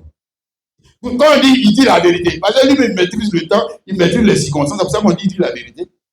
Tu peux, parce que toi, tu es un homme, tu peux faire des promesses à quelqu'un, puis ça tombe pas dessus. Tu peux faire. Aïe. Mais c'est que tu es Dieu. Parce qu'un temps, maintenant, voilà, Abraham, il a laissé, il mentait, il a laissé la femme est partie dans la main de quelqu'un. Si la femme est partie dans la main de quelqu'un, et puis on dit que la femme là, c'est Abraham qui va l'enceinte. Maintenant, elle est femme de quelqu'un. Si ça reste dans ça là, c'est que Dieu a menti. C'est que Dieu a menti. Je te dis, hein, frère, quand tu vois ça, tu dis, oh, quand tu vois ça, les petits menteurs, parce que là, tu les dis que vous êtes des menteurs. Je te dis, l'accomplissement de la parole de Dieu ne dépend pas de toi. Deux, il y a plus grand que toi qui est en jeu. Je te dis ça. Il y a plus grand que toi qui est en jeu. Il y a l'honneur de Dieu qui est en jeu. Toi, tu es trop petit. Tu crois que c'est toujours à cause de toi que Dieu fait des choses? Arrêtez de mentir. C'est pas à cause de toi. C'est à cause de lui. Pourquoi il intervient? Et même encore, si tu lis Genèse 20, il a frappé toute la maison d'Abimelech de stérilité. Puis il dit que, allez voir mon prophète, il va prier pour vous. Mais celui qui a menti, c'est Abraham. Celui qui a menti, c'est Abraham. Est-ce que c'est Abimelech? Abimelech, toi, tu dis que ce n'est pas ta femme. Et moi, je n'ai pas fait quoi? Elle est devenue jolie. Le gars l'a rajeuni, elle est devenue jolie. Moi, je la convoite, je la prends. Hein? Mais il y a plus grand. Il y a plus grand que toi dans l'affaire. Quelqu'un comprend ça, mon frère, ma soeur? Dis Amen. La grâce, quand on dit grâce, a été faite. C'est une grâce inconditionnelle. Une grâce qui dépend de celui qui est la vérité. C'est une grâce qui ne dépend pas de toi. Parce que ça dépendait de toi. C'est fini. Dieu même, il est mort dans les films. Il est mort dans les films, je te dis. Frère, ici, la même chose avec Joseph. Matthieu chapitre 1, le verset 18 à 20. Il dit, voici de quelle manière arriva la naissance de Jésus-Christ. Marie, sa mère, a été fiancée à Joseph, se trouvant enceinte par la vertu du Saint-Esprit, avant qu'ils eussent habité ensemble. Joseph, son époux, qui était un homme de bien, qui ne voulait pas la diffamer, se proposa de rompre avec elle. Or, s'il rompait avec elle, Dieu devenait quoi? Menteur. Dieu devenait menteur. Dieu a dit que l'enfant, il va naître de la maison de David. Regarde, on va dire quoi, la référence de l'enfant, le titre de l'enfant ne dépendait pas de Marie. Le titre de l'enfant dépendait de Joseph. C'est lui qui garde la maison de David. Maintenant, voilà le gars, on dit que la grâce, on va te faire la grâce dans le père adoptif du Fils de Dieu. Lui dit, il ne veut pas. Il ne veut pas pourquoi? Parce que selon son entendement religieux, ça ne peut pas tomber enceinte seule. Ce n'est pas possible. Ce n'est pas vrai. Que la petite entend de me mentir. Et tous ses parents même sont avec lui, que la petite entend de te mentir. Son pasteur, car il fait les bottes de menteur. Ils sont en train de dire que si tu acceptes ça, tu vas voir ce que nous va te faire. Maintenant, Dieu, ça dit Dieu vient au secours de mon incrédulité. Hein? Il faut regarder. Hein? Verset 20. Comme il y pensait, voici un homme du Seigneur lui apparaît en songe et dit Joseph, fils de David, non pas Marie, fille de David. Jamais. C'est dans quelle Bible c'est écrit comme ça? Jamais. Joseph, fils de David, ne crains pas de prendre avec toi Marie, ta femme, car l'enfant qu'elle a conçu vient du Saint-Esprit et non pas d'un bandit qu'il a détourné pour l'enceinte. C'est ce que lui croyait. C'est chrétiens pentecôtistes menteurs. Et tous, et ils disent qu'ils ne sont pas dans le diable. Mais ce que tu voulais faire là, on appelle ça comment? Joseph, toi tu dis que tu n'es pas dans le diable, non? Ce que Joseph voulait faire là, on appelle ça comment? C'est Dieu. Mais c'est pas Dieu, c'était quoi? Diable. Parce que ça allait faire capoter tout le plan de Dieu. Tout le plan de Dieu que Dieu avait concocté depuis le livre de la Genèse. Tous devaient s'accomplir ici. Et puis lui, il veut faire blocage. Et regarde. Et qu'est-ce qui n'allait pas en lui? Il dit non, il ne faisait pas trop d'offrandes. Il faut bien lire, on dit que c'est un homme de bien, ce n'est pas un PD. Hein? Un homme de bien. Oh, alléluia. Un homme de bien. Et pourtant, cet homme de bien voulait faire quoi? Le bien aux yeux des religieux et le mal aux yeux de Dieu. Mais est-ce que lui savait que c'était mal? Pourquoi? Parce que dans son entendement religieux, c'est ça qui est bon. Voilà. Vas-y, tu juges les choses selon l'entendement des catholiques. Et toi, tu ne vas pas dire que si on prie Sadi qu'on appelle Marie, c'est mauvais. C'est comme ça qu'on t'a mis dans ta tête. Mais si tu pries les choses selon l'entendement pentecôtiste, bon, tu ne vas pas voir que, non, avec les trinités, non, mais c'est pas dit ici. Bon, avec les femmes prédicateurs, non, ça c'est pas le problème. Non, l'essentiel, quoi, les pasteurs menteurs. Il va dire, l'essentiel, tu crois en Jésus, non? Tu crois en Jésus, non? Ouais, oui, je crois en Jésus. Et voilà, c'est que tu es chrétien. C'est que tu es chrétien. Voilà. Tu soutiens l'œuvre de Dieu, non? C'est pas ça. Tu soutiens, est-ce qu'on a dit que Joseph ne soutiendait pas l'œuvre de Dieu? Mais il a pris une décision qui allait contre Dieu, qui menaçait les intérêts de Dieu. Mais pourquoi a-t-il pris cette décision? Parce qu'il n'avait pas encore été visé par la grâce. Voilà. On n'a pas dit qu'il ne va pas à l'église. La grâce n'a pas encore visité. On n'a pas dit que vous, là, vous ne priez pas. On n'a pas dit que vous ne partez pas à l'église. Nous, on vous dit, vous, la grâce ne vous a pas encore visité. Nous, on vous dit ça. Vous ne croyez pas, c'est votre affaire. On vous dit ça. Vous, la grâce ne vous a pas encore visité. Dit que la grâce m'a visité parce que j'ai cru en Jésus. Mais en quel Jésus tu as cru? La voix de Jésus pour aujourd'hui? Ou bien l'histoire de Jésus? Mais pas de quoi? Hein? Est-ce que Joseph ne connaissait pas toute l'histoire biblique? Si, mais il y avait quel problème en lui? Parce que ça, c'était une chose nouvelle. Nouvelle naissance, n'est-ce pas? Dis Amen, c'est là que ça bloque.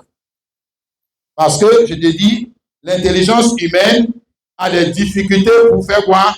Recevoir. Quelqu'un comprend? Dis Amen. D'accord, on revient ici. Jean 14, je saute une partie. Jean 14, 17. Jésus dit, l'esprit de vérité que le monde ne peut recevoir, parce qu'il ne le connaît point et parce qu'il ne le connaît point, ne le voit point et ne le connaît point.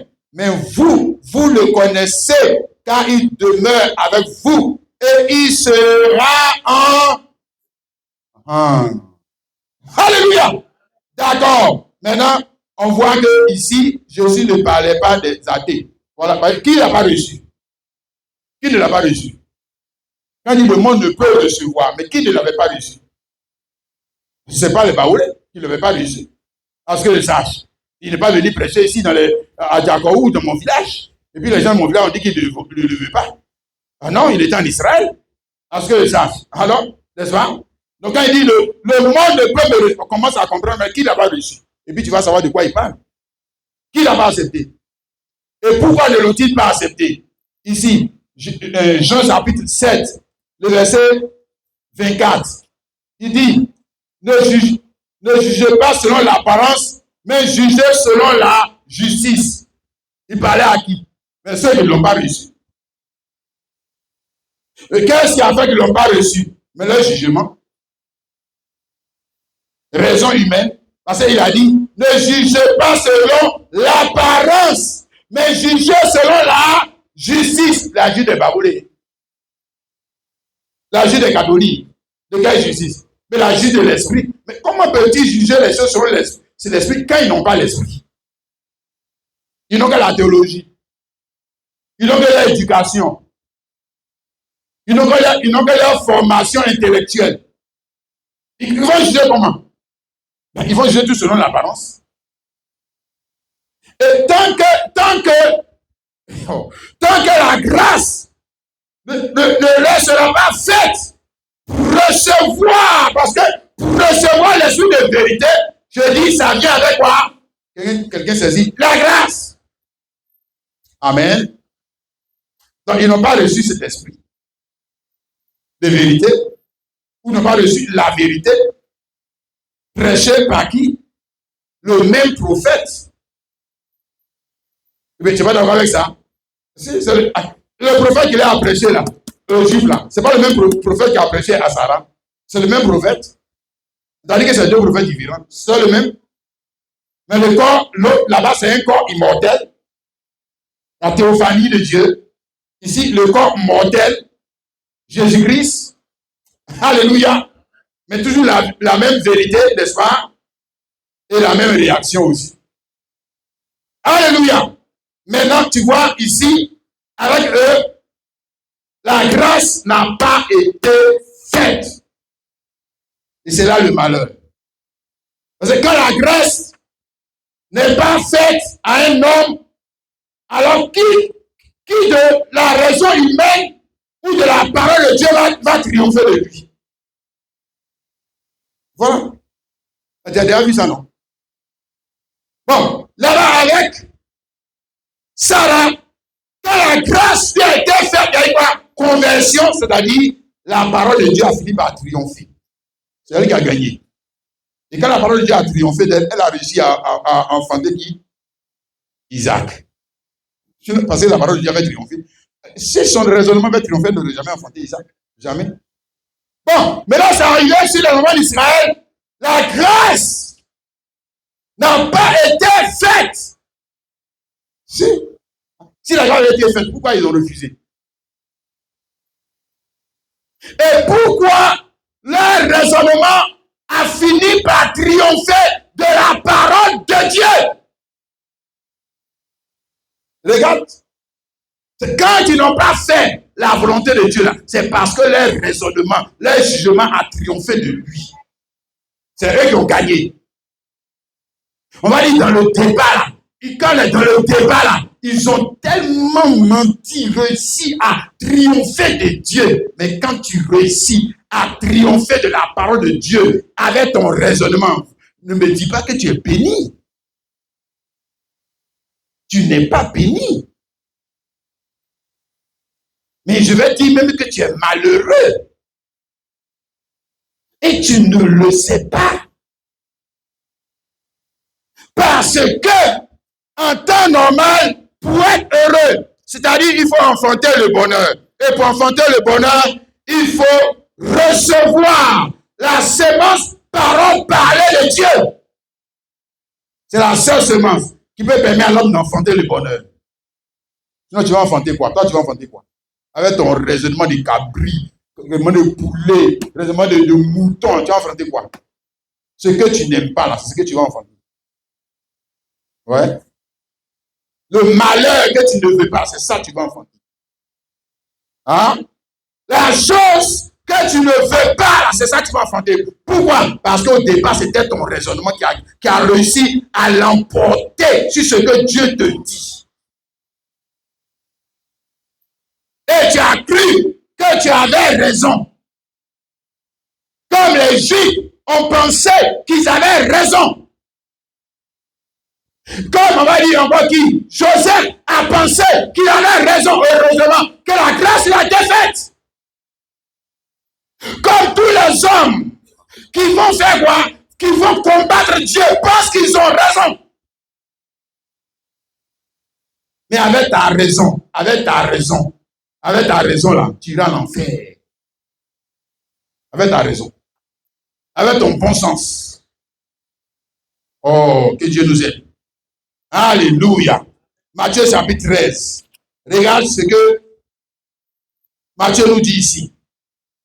Et vous, et pas les enfants d'Israël, s'accomplit cette parole d'Ésaïe. Vous entendrez de vos oreilles et vous ne comprendrez point. Vous regarderez de vos yeux et vous ne verrez point. Car le cœur de ce peuple est devenu insensible. Ils ont endurci leurs oreilles. Ils ont fermé leurs yeux de peur qu'ils ne voient de leurs yeux et qu'ils n'entendent de leurs oreilles, qu'ils ne comprennent de leur cœur, qu'ils ne se convertissent et que je ne les guérisse. Verset 16. Mais heureux sont vos yeux parce qu'ils voient et vos oreilles parce qu'elles entendent. À la vie de Didier Arafat, c'est ça. Voilà. Hein? Qu'elles entendent la parole des faux prophètes. C'est ça, c'est ce que je viens de dire. Hein? Qu'elles entendent la parole des prophètes populaires. Qu'elles entendent les mauvais sons, les faux sons. Ah, non. Il faut bien lire le contexte. Il ne te parle pas d'entendre n'importe quoi. Heureux sont vos yeux et vos oreilles parce qu'elles sont capables d'entendre et de donner raison à qui? Dieu. Dieu dans le jour. Dieu a raison. Diable, c'est toi diable. Tu as tort. Ouais. Alléluia. Amen. Donc il dit ici que les enfants d'Israël pourraient s'accomplir la parole qu'Ésaïe le prophète a prophétisé. Le problème d'entendement.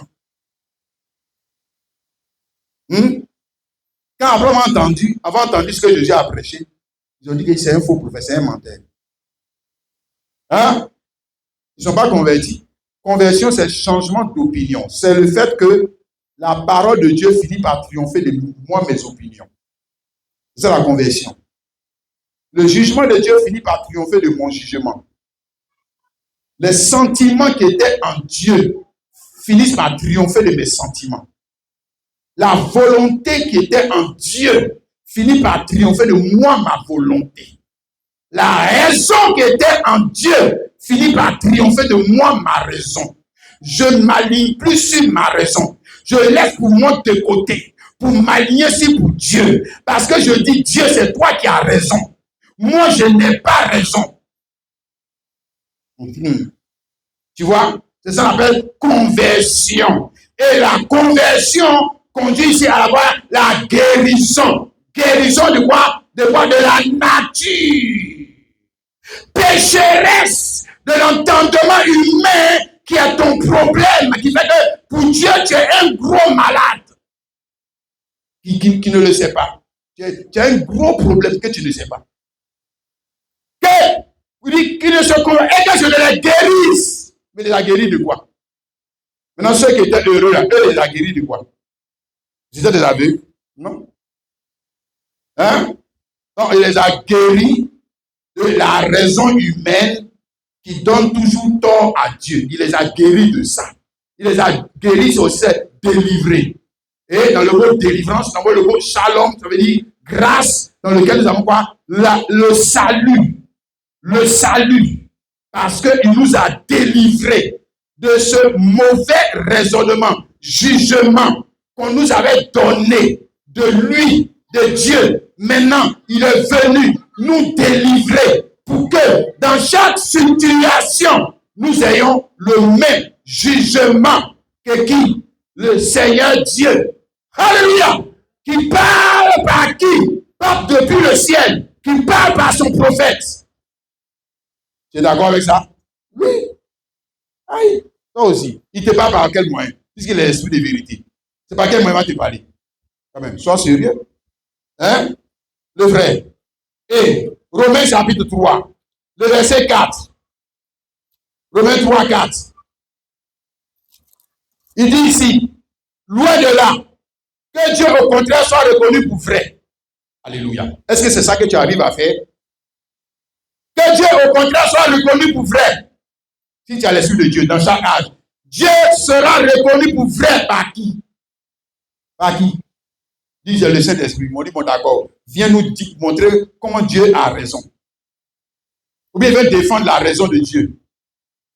Viens défendre. Ne défends plus la raison des catholiques, des protestants, des pentecôtistes. Ne défends plus la raison des gens de ton village et de ta nation, des Ivoiriens ou des Américains. Défends la raison de Dieu. Il dit non, je suis patriote. Tu n'as pas dit que tu crois Dieu. Voilà toi. Tu n'as pas dit que c'est Dieu que tu veux suivre. Mais Dieu a son opinion. Il a son opinion de chaque situation. Dieu doit être reconnu pour vrai dans chaque situation. Dieu doit être reconnu pour vrai, Église. Dieu doit être reconnu pour vrai dans chaque situation devant laquelle tu te trouves. Hein? J'espère que tu vas faire comme Sarah. Dieu doit être reconnu pour vrai. Lui, c'est moque de Dieu. Bon, regarde. Il dit, et tout homme pour menteur. Tout homme là, toi et moi on est dedans, non? Hein? Ah ouais, c'est ça? Tout homme pour menteur. Tout homme pour menteur. Il va dire, en train de citer son pasteur, on dit que tout homme doit être reconnu pour menteur. Tout homme. Donc tout homme qui ne reconnaît pas que Dieu doit être reconnu pour vrai dans le jour, c'est un menteur. Je dis, même si ce qu'il dit est logique, sur le plan intellectuel est logique. Hein? Comme pour Sarah, tu vas enfanter l'année prochaine. Sarah et Abraham étaient vieux, ne pouvaient plus avoir d'enfants. Ça, c'est ça qui est logique. La raison humaine, oui, ils sont vieux, mais Dieu lui dit, ils vont enfanter. Toi, tu dis c'est vrai ou bien c'est faux. Sarah dit que c'est faux. C'est faux. Hein? Et puis quand on lit ça, on dit que non, si j'avais été là, j'aurais fait menteur. Ce que tu en as de faire aujourd'hui là, ça veut dire que c'est ce que tu aurais fait. Même chose comme Sarah. Tu aurais fait la même chose. Oui. Dieu, dans tous les âges, vient par le moyen de son prophète. Avec quoi? La vérité. La vérité. Reconnais-le pour vrai. Tout homme qui va s'opposer à ce que Dieu a dit par le moyen de son prophète, dit que c'est un menteur. Ne dis pas qu'il a sa vérité. Dis que c'est un menteur. Tu vas venir me dire qu'il a sa vérité. Quelle vérité? Il n'y a pas de vérité dans le jour, quand même toi aussi. Pas de vérité sur prophétie sur l'église. Selon qu'il est écrit, afin que tu sois trouvé juste dans tes paroles et que tu triomphes lorsqu'on te juge. Mais qui le juge? Qui juge Dieu? Hein? Qui juge Dieu? C'est toi et moi.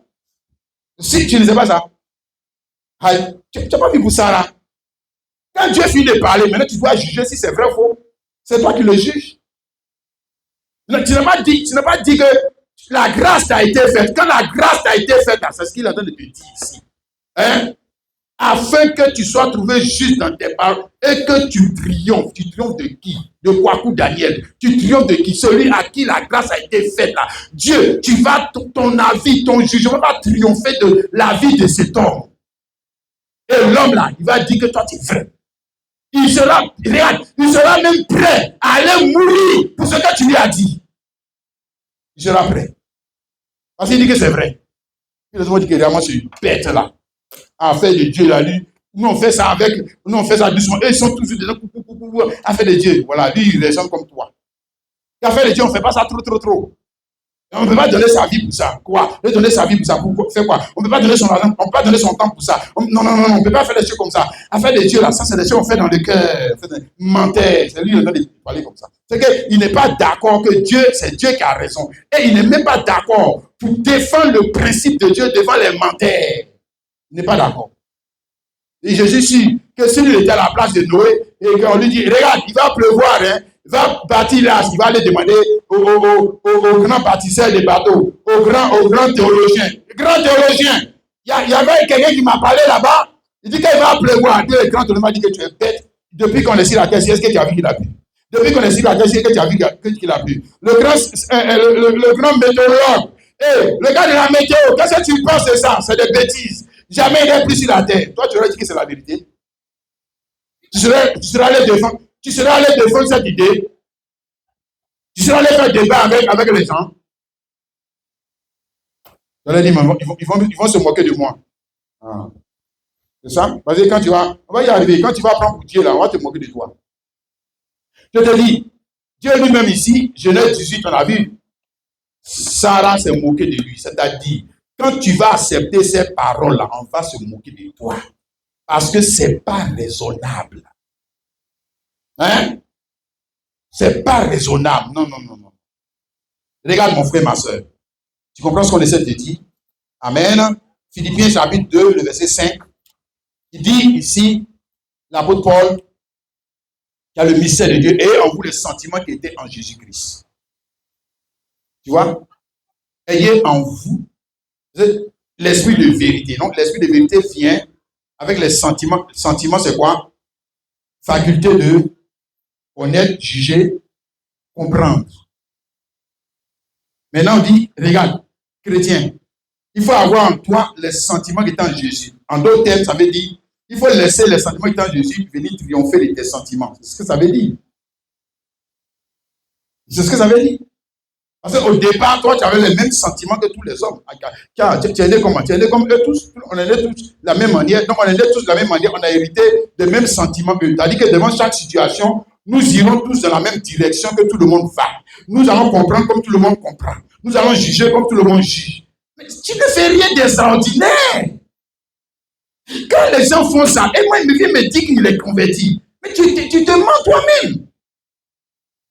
Tu demandes, on dit, ayez en vous les sentiments qui étaient en Jésus-Christ. Et toi, tu me dis que Jésus-Christ, là, il va dans la même direction que les hommes religieux. Mais pourquoi ils ont dit tuer alors? C'est que tu as un problème de compréhension. Donc, les sentiments qui étaient en Jésus-Christ n'ont pas encore triomphé de tes sentiments de catholiques, de tes sentiments de protestants, de tes sentiments de parler, d'ivoiriens, d'intellectuels. Non, ça n'a pas encore triomphé. C'est pourquoi, quand les choses arrivent, tu les juges comme tout le monde juge. Oui. Sentiment, pas de jugement, mon frère, toi aussi. Aïe. Tu fais le même choix que tout le monde. Tu as les mêmes analyses que tout le monde. Tu as les mêmes avis que tout le monde. Tu as le même développement des choses, même dans les débats des choses de la vie tout court. Tu donnes le même avis que tout le monde. Regarde qui tu es. Qui es-tu? Tu en as de dire que Dieu a tort. Tu n'as jamais donné le sentiment de Dieu. Sur la question. On dit, ayez en vous les sentiments qui étaient en Jésus. Donc, ça veut dire, devant chaque situation, je dois donner quoi? Le jugement de Jésus. Laisse pour toi là. On n'a pas besoin d'entendre ça. Hein? Pour toi, c'est mensonge. Moi, j'ai raison. Moi, j'ai raison. Moi, l'affaire là, moi, j'ai raison. On lui demande pour Jésus. Il dit non, je ne veux pas. Moi, j'ai raison. Moi, j'ai raison. Tu iras en enfer avec ta raison. Et puis, il n'y a rien. C'est pas d'avoir les sentiments. On a dit, on te parle de quoi? Conversion, ça veut dire quoi? Ça veut dire qu'on parle de toi, tu as raison encore. Toi, ta raison peut faire quoi? Peut-être ta raison va gâter ton mariage. Ta raison va gâter ta vie. Ta raison avec tes convoitises, ça va détruire ta vie. Qu'est-ce que ça va faire de plus? Ça va faire quoi? Alors, pourquoi on va te dire, les sentiments dans Jésus-Christ, si pour toi là est bon? Hein, quand même, toi-même, sois sérieux.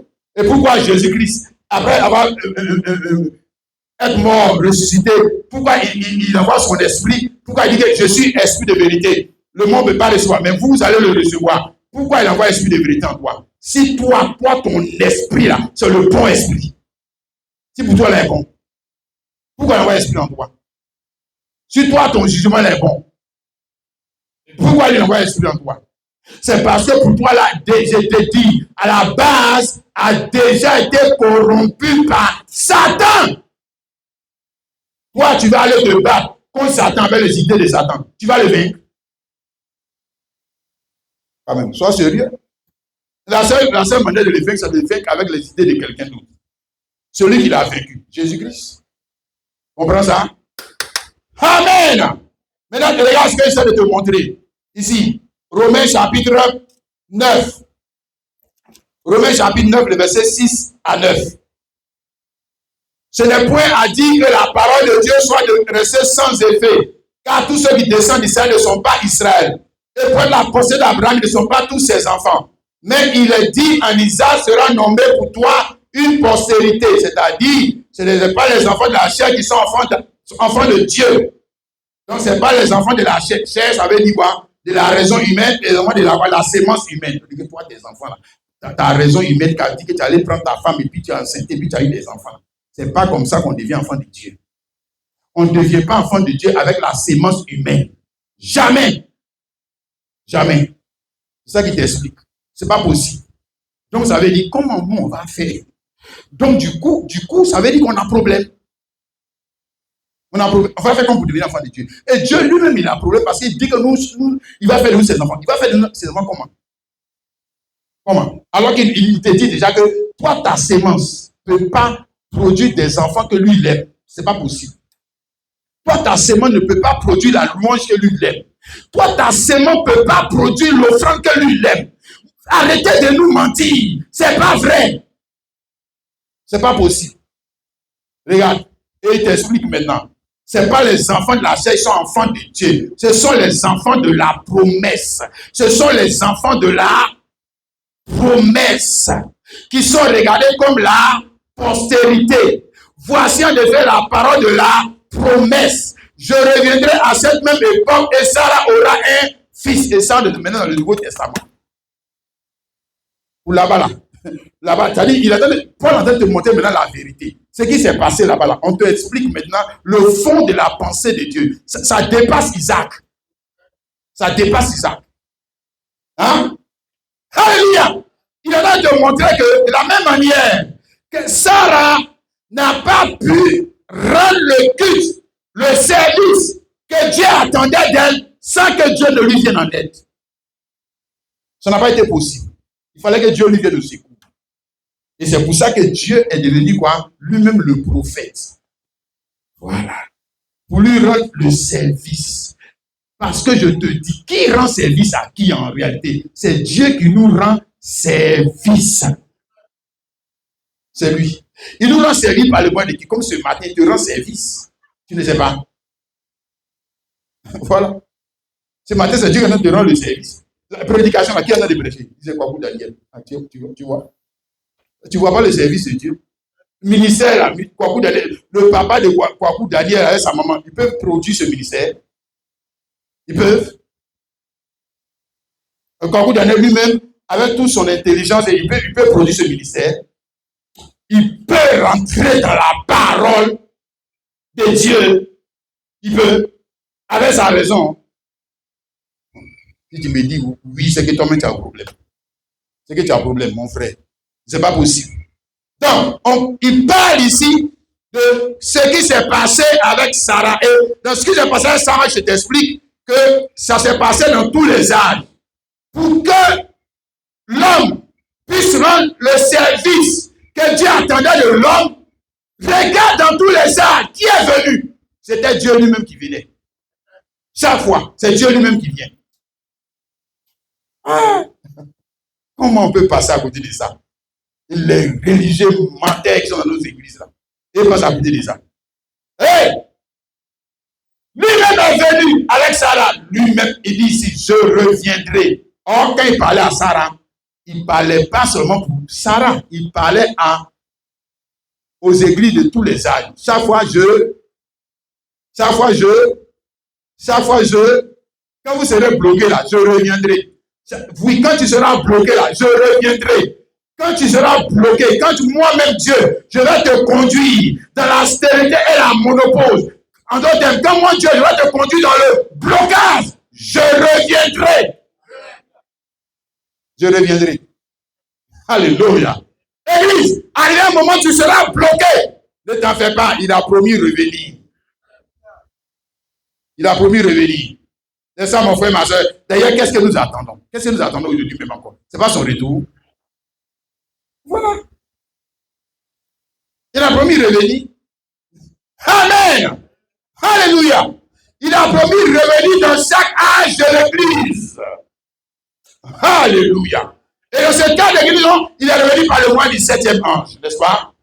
Pour nous faire connaître ses sentiments. C'est ça, Apocalypse 17, par le ministère des frères Branham. Prochain ensemble, ma soeur. Tu devrais connaître ses sentiments. Ce n'est pas les sentiments de Branham. Non. C'était le jugement de Jésus-Christ par un homme. Parce qu'il a dit, je suis esprit de vérité. Donc, attends-toi à le revoir par le moyen d'un homme. Attends-toi à le revoir. Apocalypse 17. Mais qu'au jour de la voix du 7e ange, quand il sonnerait de la trompette, le mystère de Dieu s'accomplirait. Comme il a annoncé à ses serviteurs, les prophètes et apôtres de Jésus-Christ. Alléluia. Donc, il a promis, quand il dit 7e ange, ça veut dire que premier, il est revenu. En Paul, il est revenu, non? Dis Amen.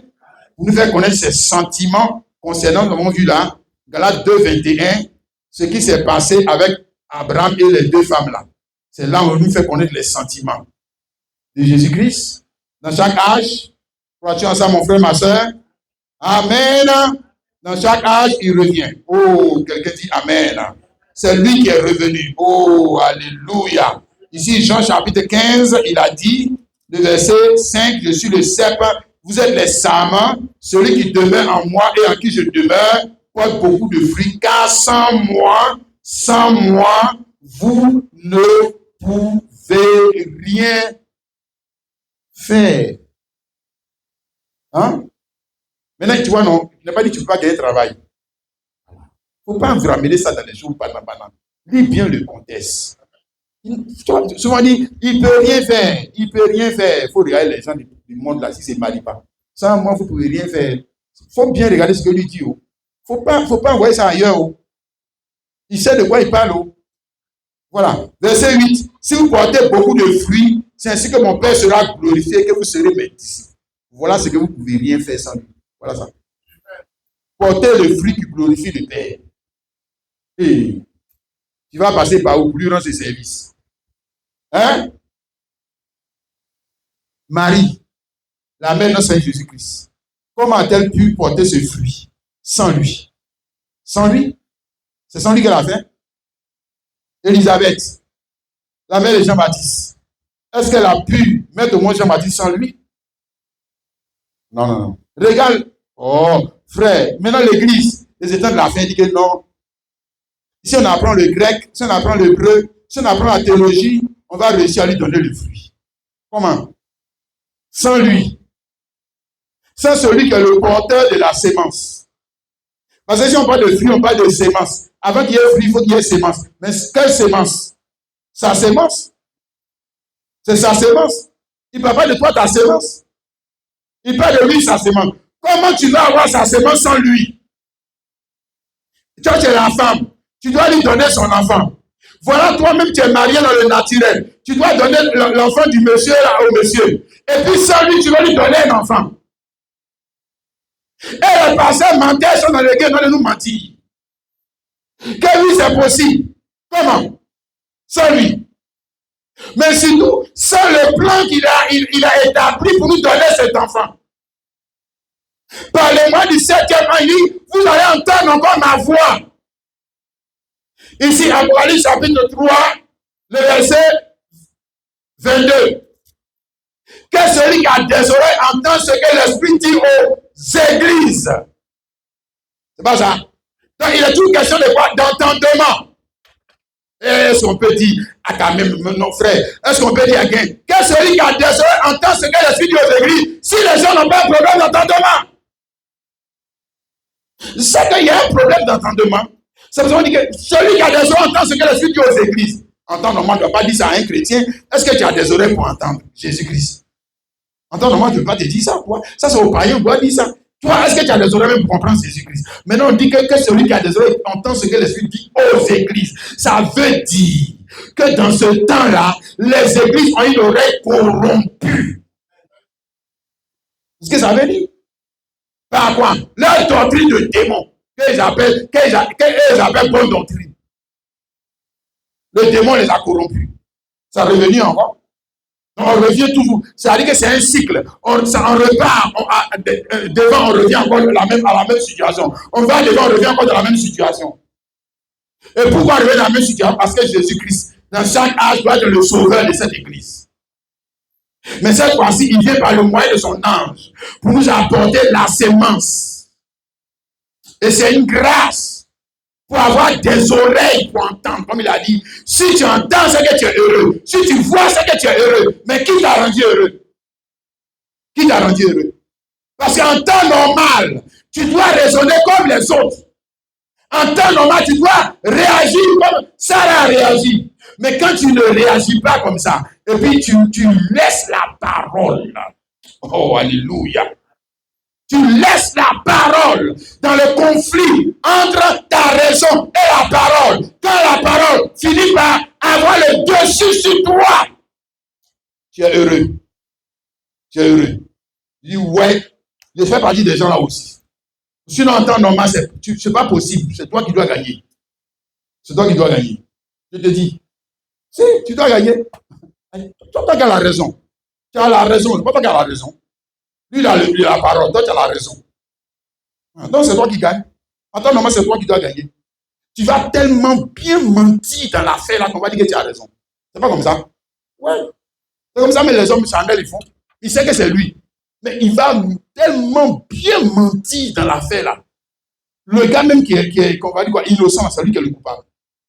Et puis il dit, voilà, j'ai gagné. Voilà. Depuis quand l'homme charnel va laisser la vérité triompher. Depuis quand? Depuis quand? Donnez-moi des exemples dans ce monde. Depuis quand? Depuis quand? L'homme, même si on va au niveau des choses, depuis quand? Pour que la vérité, pour que tu laisses, parce que quand tu es coupable, pour que la vérité triomphe, c'est que tu es fort, hein? Non, oui, parce que ça va te déchirer si tu laisses la vérité triompher. Ça va te mettre, comme on dit, ton cul dehors, si tu laisses la vérité triompher. Ça va te déshonorer. Depuis quand l'homme charnel, pécheur, va laisser la vérité triompher quand elle a le pouvoir de la détruire. Depuis quand? Depuis quand? Bon, s'il le fait, je dis, s'il le fait, c'est ça qu'on appelle quoi? Conversion, repentance. Mais cette repentance, cette conversion va lui coûter son honneur. Va le rendre ridicule aux yeux des gens. Mais les gens vont pas acclamer que non, le gars est fort. Le gars est fort. Il a réussi à reconnaître son tort. Il va dire qu'il va se bête là, ce bête là. Il est vraiment une bête. Il a raison, il va te condamner. Ouais. C'est les mêmes zozos là. On a encore dans les églises. Ils vont reconnaître leur tort. C'est soi-disant grands pasteurs menteurs. Ils vont reconnaître qu'ils ont tort. Vous pensez? Jamais. Et puis eux, on a vu ça avec les pharisiens, les sadducéens. Eux, ils vont reconnaître qu'ils ont tort, que Jésus a raison. Et puis leur réputation va être entachée. Non. L'homme naturel, charnel, ne fait pas ça. Ne fait pas ça. Si il arrive à faire ça, c'est que la grâce lui a été faite. Alléluia. De laisser la vérité triompher. Laissez-moi, mon frère, ma soeur. Oh, alléluia. Mon frère, ma soeur. Et c'est à partir de là que tu es quoi maintenant? Tu deviens quoi? Un vainqueur. Je dis, le frère, Apocalypse 3, 21, celui qui vaincra, je le ferai asseoir avec moi sur mon trône. Comme moi j'ai vaincu et je me suis assis avec mon Père sur son trône. Celui qui vaincra. C'est pas ça? Il va s'asseoir sur le trône. Alléluia. Eh bien, tu vois maintenant les démons, les sorciers, des ennemis, c'est pas ça. Des ennemis, la voisine qui ne t'aime pas, le voisin qui ne t'aime pas, l'homme d'affaires, l'autre là, il ne t'aime pas. C'est lui là qu'on dit que celui qui vaincra. Voilà, ceux-là, je les ai vus. Il faut les laisser. Ce n'est pas eux qui sont le problème. Je dis, il s'agit de ta nature. Ta nature. Celui qui vaincra sa raison, sa propre raison. Hey! Il est fort. Celui qui vaincra. Hein? Comment vas-tu vaincre avant que la parole ne puisse te vaincre? Le seul moyen de vaincre sa propre raison, c'est de laisser la parole te vaincre. Alléluia. C'est de laisser la vie de Dieu te vaincre. C'est de laisser l'opinion de Dieu te vaincre. Je dis, tu es trop petit pour vaincre Satan. Si tu ne laisses pas Dieu te vaincre. Tu es trop petit. Tu es trop petit pour vaincre les démons et les sorciers. Les gens nous ont menti que vaincre démons, ça veut dire qu'il a chassé tous les démons d'Abidjan, il les a vaincus. Qui t'a dit ça? Oh. Non, tu as mal lu ta Bible. Hein? Matthieu 7, verset 21 à 23. Qu'est-ce qu'il a dit? Les gens qui avaient chassé tous les démons d'Abidjan. Hein? Je n'ai pas dit chasser les démons, c'est mauvais. Hein? Chasser tous les démons d'Abidjan, ils ont prophétisé. Matthieu 7, 21 à 23. On va lire le verset 23. Alors je vous dirai ouvertement, je ne vous ai jamais connu. Retirez-vous de moi, vous qui commettez l'iniquité. C'est-à-dire quelqu'un qui travaille contre ce que Dieu approuve. C'est ça l'iniquité. Voilà lui. Oui, c'est-à-dire dans le conflit qui l'oppose à ce que Dieu dit, à la volonté de Dieu, c'est lui sa volonté qui triomphe. Toujours, c'est pour lui là qui triomphe. C'est pour lui là qui triomphe. Lui, il gagne toujours sur Dieu. Lui, il gagne. Il gagne. Toujours. Voilà l'iniquité. Mais il a chassé tous les démons d'Abidjan. Hein? Tous les démons qui sont dans le corps. S'il vous plaît. Il a donné toutes les prophéties qu'il fallait. Hein? Mais il n'a jamais vaincu. Dieu, c'est même pas un vainqueur. Parce que la victoire commence, la victoire de l'homme sur Satan commence quand il laisse Dieu le vaincre. Je répète, la victoire de l'homme sur le mal commence quand il laisse la parole de Dieu vaincre ses idées. Alléluia. Vous ne pas dire l'interprétation que Dieu a. Hein? Des choses de la vie, le jugement que Dieu a. Des choses de la vie. Quand le jugement de Dieu va vaincre pour toi, voilà, la victoire a commencé. Toi, tu es vainqueur. Parce que à partir de là, comment tu as vécu? Quand quelqu'un t'a vécu, tu parles comme lui. Quand quelqu'un t'a vécu, tu agis comme lui. Quand quelqu'un t'a vécu, tu t'habilles comme lui. Quand quelqu'un t'a vécu, tu fais les choses comme lui. Non, il ne peut pas te vaincre. Et puis toi, tu continues de faire les choses comme tu veux. Non. Quand quelqu'un t'a vaincu, c'est que tu es soumis à lui. Tu es soumis à son royaume. Tu es soumis à ce qu'il fait ou ce qu'il veut. S'il dit que le blanc, c'est ça qui est bon. Habillez-vous en blanc. Tout le monde s'habille en blanc parce qu'il nous a vaincus. C'est comme ça. Non, tu parles, il me dit que Dieu t'a vaincu et puis toi, tu fais ce que tu veux, ce qui ne t'a pas encore vaincu. Et comme il ne t'a pas encore vaincu, là, le diable, là, tu ne peux pas le vaincre. Tu ne peux pas le vaincre. Ce n'est pas possible. 2 Pierre, chapitre 2, le verset 18 à 19. 2 Pierre, chapitre 2, le verset 18 à 19. Il dit ici, avec le discours en fait de vanité, ils amorcent par les convoitises de la chair, par les dissolutions, ceux qui viennent à peine d'échapper aux hommes qui vivent dans l'égarement. Il leur promet la liberté quand ils sont eux-mêmes esclaves de la corruption. Car chacun est esclave de ce qui a triomphé de... Et puis tu peux terminer, non? De lui. Alléluia. C'est pas ça. Si chacun est esclave de ce qui a triomphé de lui. Chacun est esclave des sentiments qui ont triomphé de...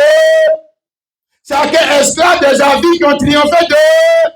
Chacun est esclave des opinions qui ont triomphé d'eux. Chacun est esclave de la vision qui a triomphé de lui. Oui. Bon, maintenant, toi, tu dis que tu veux te battre contre Satan. Tu veux te battre contre Satan. Et puis, c'est ces idées que tu pratiques. Hein, son jugement.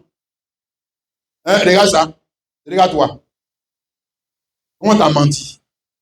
Donc, tu veux te battre contre le péché. Et puis, on te dit que Satan corrompt ton jugement. Mais pourtant, tu ne veux pas laisser ton jugement pour prendre celui de Dieu. C'est ton jugement que tu veux choisir. C'est que Satan t'a dit avec. Viens 1000 fois contre Satan, il t'a vaincu. Il t'a vaincu. Je te dis. Alléluia. Amen. Est-ce que tu comprends ce qu'on essaie de te dire ce matin, mon frère, ma soeur? Alléluia. Laisse la bonne interprétation de la parole de Dieu triompher de toi. C'est comme ça que commence la victoire. Sur Satan. Laisse ça, mon frère, ma soeur. Amen.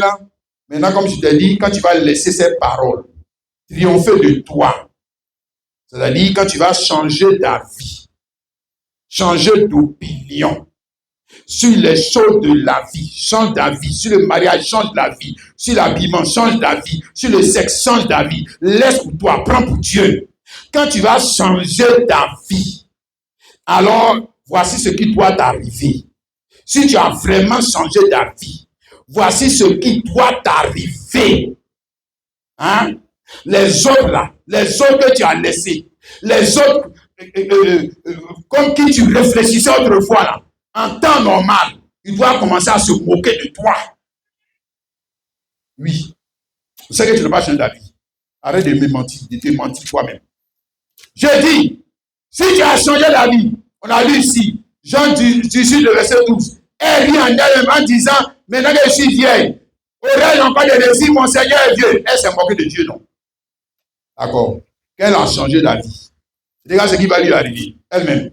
Genèse 21. Le verset 8, à partir du verset 8. L'enfant grandit. Elle a maintenant accouché Isaac. Et fut sévré. Et Abraham fit un grand festin le jour où Isaac fut sévré. Sarah vit, lui, le fils qu'Agar, l'Égyptien, avait enfanté à Abraham. C'est pas ça? Voilà. Elle-même, ils sont se moquer d'elle aussi. Vous qui pensez comme ça, là. Les hommes charnés, là, vont se moquer sur vous. Comme tu étais comme eux, non? Voilà. Tu étais comme eux. Voilà. Alléluia. Quand, si, église de Dieu, et chrétien, quand tu vas changer d'avis et tu vas t'aligner sur la vie qui est sortie de la bouche du 7e ange, les hommes religieux vont se moquer de toi. Ils doivent te traiter de cette manière. Autrement, c'est que tu n'es pas un chrétien. C'est comme ça qu'ils ont traité Jésus. Pourquoi toi on t'a traité mieux? C'est comme ça que Sarah même a traité Dieu. Pourquoi toi on va te traiter différemment? Viens avec la même pensée, tu vas voir ce que l'homme, avec l'idée corrompue, va dire de toi. Regarde. Viens avec l'idée de Dieu dans ce jour. En face d'un chrétien, charnel et corrompu. Tu vas voir sa réaction. Tu vas voir sa réaction. Tu vas voir. Hein? Amen.